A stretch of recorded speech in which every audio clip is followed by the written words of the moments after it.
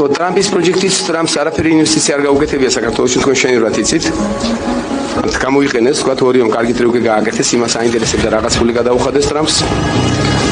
სააკაშვილი კიდევ როგორც ოსტატის სიცრუის გამოიყენა და მე არ ვიცი რა პროექტია საუბარი, მე მას სერიოზულად არც მეყურებია და არც მაინტერესებს სხვათა შორის და მართლა მაგარი დიდი სტრატეგი და მოსკოვის კანტორაზე ბოლომდე ჩამოკონტროლებული რომ არ ყოფილიყო 13 წლის წინ უძრავი ქონების მაგნაძე ასეთ შეფასებას არ გააკეთებდა. თან ზუსტად იცოდა რომ პროექტი ტრამპის ფინანსურ მონაწილეობას არ ითვალისწინებდა, მაგრამ მაშინ სხვას ლანძღავდა და ტრამპსაც შეეჭიდა. თან მოსკოვში მაშინ დანამდვილებით არ იცოდნენ რომ ტრამპი თესახში ორჯერ შევიდოდა.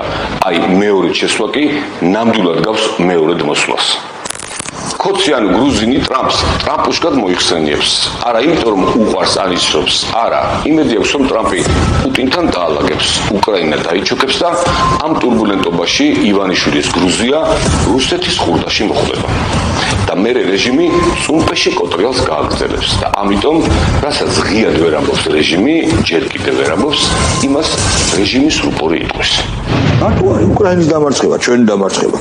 უკრაინის დამარცხება არის ჩვენი გამარჯვება. არა, როდესაც მსგავსი ლაპარაკობს, ივანიშვილი ლაპარაკობს. ის ვინც ცოტა ხნის წინ ეკრანზე ნახეთ, არავინ არ არის. ისევე როგორც არავინ არიან კოლექტიური კობახიძები და ასე შემდეგ, ვინც 20 იანვრის შემდეგ ვაშინგტონთან გადატვირთვაზე საუბრობდნენ. 20 კი არა, დღეს 23 თებერვალია. გადატვირთვა არ არის და არც იქნება.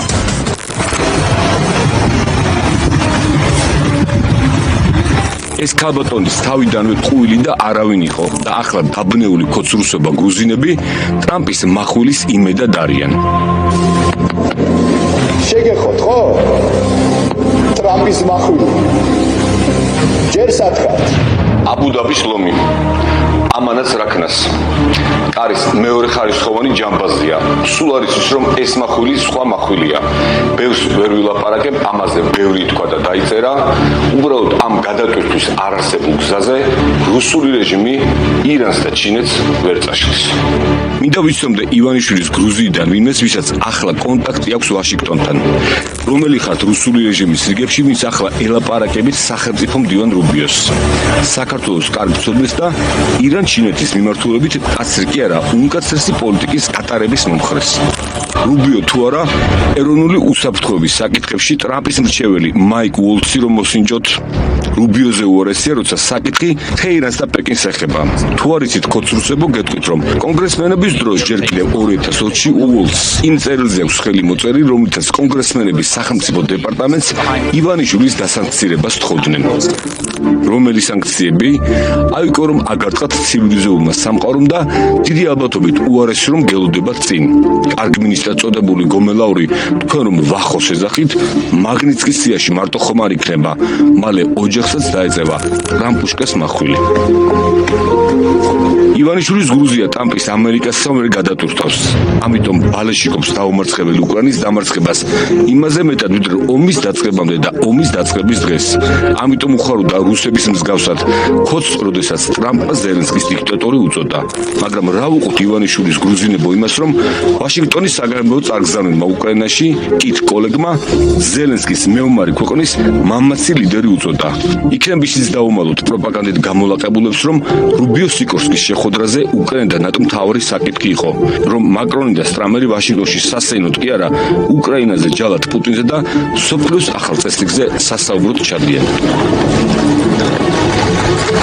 გავლენა დაკარგული ევროკავშირი ძალების ადგენისთვის სიბრძვის. ეს ციტატა პროპაგანდისტული ტელეკანალის ერთ-ერთი ეგრეთ წოდებული სიუჟეტიდან. არ გეგონოთ კონტექსტიდან ამოგვლიჯე. უბრალოდ ტექსტზე ხმის დამდები ვერც მიხვდა რომ ერთგვარ სიმართლეს ამბობდა. კი იბრძვის ძალების ადგენისთვის ევროპის კავშირი ბრიტანეთთან ერთად, რომ ამ ომში ტრამპის იმპულსურობის გამო მოგებული რუსეთი არ დაჩეს.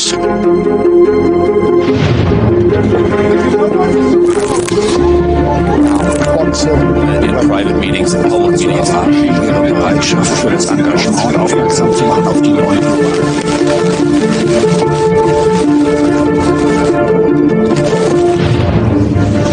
ზოგიერთი შეხვედრა რუსული პროპაგანდის აღტკინებული ბღავილის მიუხედავად, როგორც ამბობენ, ჯერჯერობით მხოლოდ შეხვედრა იყო და სხვა არაფერი. ბევრი და ბევრზე ბევრი არამკითხე მოამბე გრუზინი ექსპერტ ანალიტიკოსისგან განსხვავებით, შეუცდომელი ტრამპის მოძრაობების გამოცნობა არ მისდია. პრეტენზიაც კი არ მაქვს. ისე კი ბევრი წავიკითხე და ჩემთვის საპატივცემულო ადამიანს მოусმინე. ყველაზე მეტად რაც მომეწონა ის არის, რომ მიუნხენი 2025 ვერ იქნება მიუნხენი 2007. როდესაც რუსული გაზეთ პოლიტიკურად გაგული ევროპას პუტინი გამოეპარა და ჯერ 2008 წელს ომი იყო, შემდეგ 2014 ყირიმი და ახლა დიდი ომი მხოლოდ ევროპის კი არა, მსოფლიოს შუაგულში. რაც მთავარია, ვერც 1938 წლის მიუნხენი იქნება. 29 სექტემბრის მიუნხენი, სადაც ბრიტანეთმა და საფრანგეთმა დიდი ომის თავიდან აცილების მიზნით ჰიტლერის გერმანიას ჩეხოსლოვაკიის სუდეტი დაუთმეს. მიუნხენიდან ლონდონში დაბრუნებული ბრიტანეთის პრემიერი იტყვის, რომ მან გერმანიიდან მშვიდობა ჩაიტანა ღირსებასთან ერთად. ჩემბერლენს ეგონა, რომ ეს იმ დროის მშვიდობა იყო.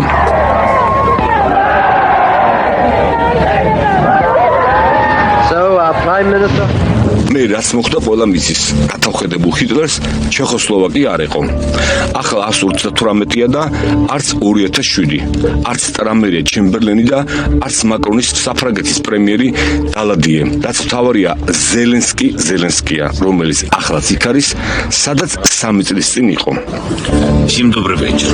Лидер фракции тут, глава офиса президента тут, премьер-министр Шмыгаль тут, Подоляк тут, президент тут. ზელენსკი იქ არის, სადაც უნდა იყოს. პუტინისგან და ივანიშვილისგან განსხვავებით, ლეგიტიმური პრეზიდენტია. მე რა რომ მისი რეიტინგის პროცენტული მაჩვენებელი ტრამპს აერია. თეთრი სახლის ადმინისტრაცია თავად გაერკვევა, რას ურევს და რას არა ტრამპი.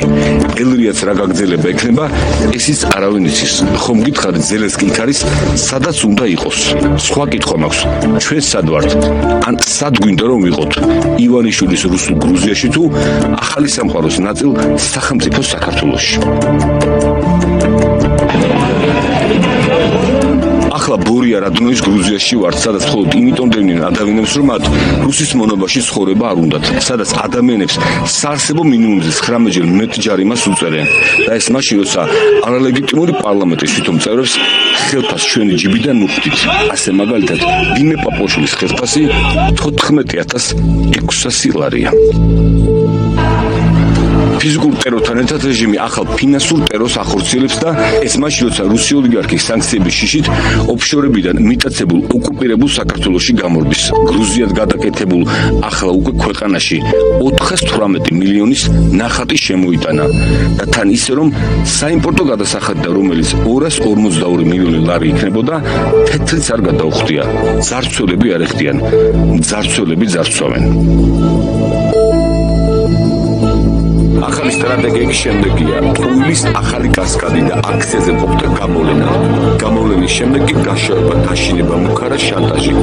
სიაში მოხვდნენ ახალგაზრდები, ხელოვანები, სპორტსმენები, ბიზნესმენები, არასამთავრობო ორგანიზაციის წევრები, ოპოზიციის ლიდერები, უკრაინაში მებრძოლი ქართველები და რაც მთავარია, საბიუჯეტო ორგანიზაციაში მომუშავე მოქალაქეები, რომელთაც რუსული ოცნების პროპაგანდა აღარ ჭამეს და საქართველოს საბოლოო რუსიფიკაციის გასაპროტესტებლად ქუჩაში გამოვიდნენ. წინასწარმეტყველებაზე ამბიცია რომ არ მაქვს, ადრეც გითხარით. უბრალოდ ნაწყვეტია ჩემი ლოგიდან რეპრესიების ახალი ტალღა 2023 წლის 13 მარტი. ისე აგიხდეთ ყველა კეთილი სურვილი. შეგეხოთ ყველას? უფრო მეტ შეგეხებათ. უარესი იქნება.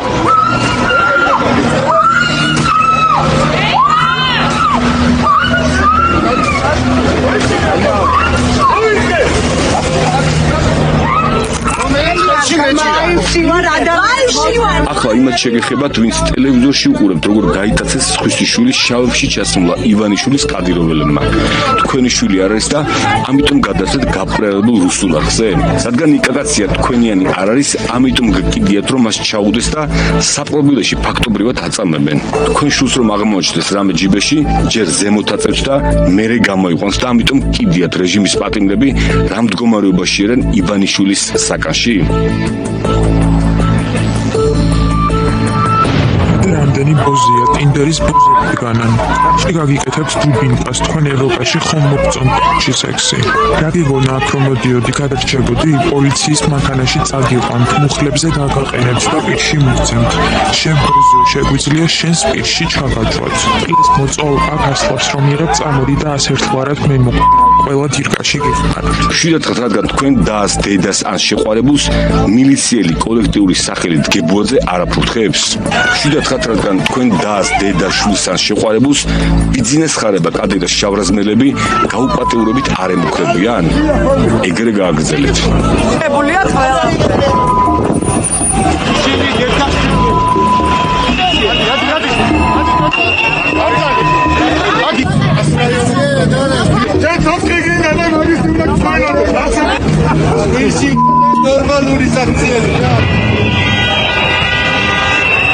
ამ მანქანის მძღოლი პახოს მილიციელებმა დააჯარიმეს და მართვის მოწმობა ჩამოართვეს. რუსული სამართლიანობა რა გონიათ აბა არიდარდოთ ხარება კადირას შავრაზმელი თქვენ ავტომანქანას წაიყვანს მოეწონება და წაიყვანს.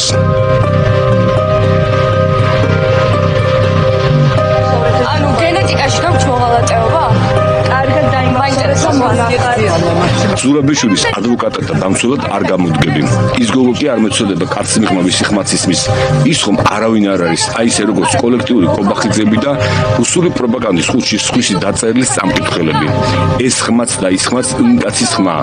საქართველოს მიმტაცებლის, აი იმ საქართველოს დემოკრატიისა და რუსეთის სასარგებლოდ ევროატლანტიკური მისწრაფების ხელის შეშლის გამო შეერთებულმა შტატებმა რო დაასანქცირა. რუსული რეჟიმის თავკაცი საერთაშორისო დონეზეა ღალატში მხილებული და რადგან იცის რომ მოღალატეა, ამიტომ სხვა საბრალებს ღალატს და მეტიც სამშობლოს ღალატის მუხს აბრუნებს. ფიზიკური და ფინანსური ტერორით ვერაფერს გახდა და ახლა ეს მოიგონა.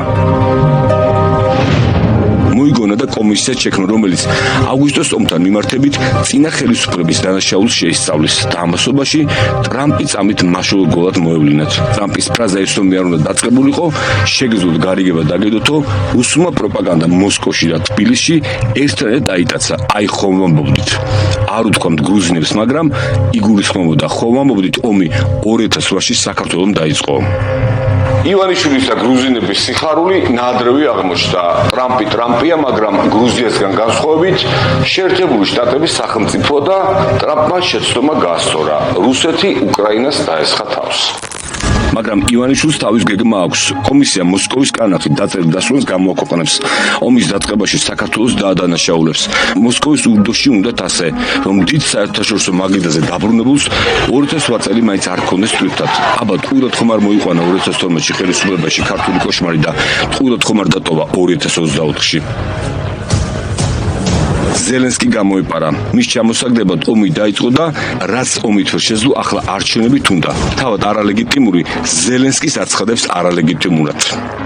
როგორც ერთმა რუსმა ანალიტიკოსმა თქვა, პუტინი ახლა ცდილობს უკრაინაში არჩევნების გზით საქართველოს სცენარი გაითამაშოს. ანუ ჰიპოთეტურად რომ წარმოვიდგინოთ და უკრაინაში საპრეზიდენტო არჩევნები ჩატარდა, პუტინი კანდიდატად იანუკოვიჩს კი არ დააყენებს, ამ თუნდაც მედვედჩუკს არა, უკრაინელ ივანიშვილს მოძებნის პრაგმატული პოლიტიკის გამტარებას. არჩევნების თემის შემოგდება ადასტურებს, რომ პუტინმა უკრაინაში საწადლას ვერ მიაღწია.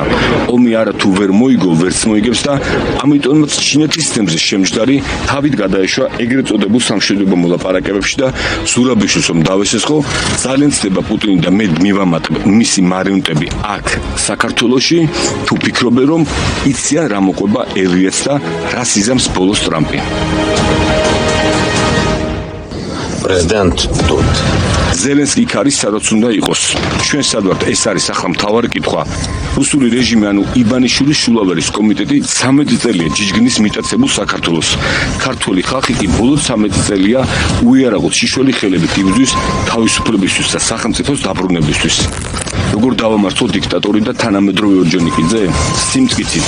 სხვა შემთხვევაში ის 25 თებერვალი მონაგორი იქნება.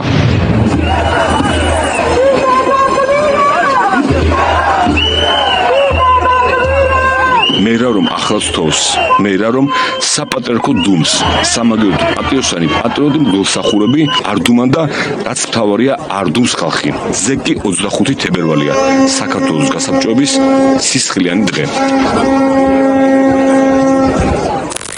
ამიტომ არა ახალ 25 თებერვალს, ცეცხლი ოლიგარქიას, არა ივანიშვილის რუსულ საოკუპაციო რეჟიმს, თავისუფლება დიქტატორის პატიმრებს და ახალი არჩევნები.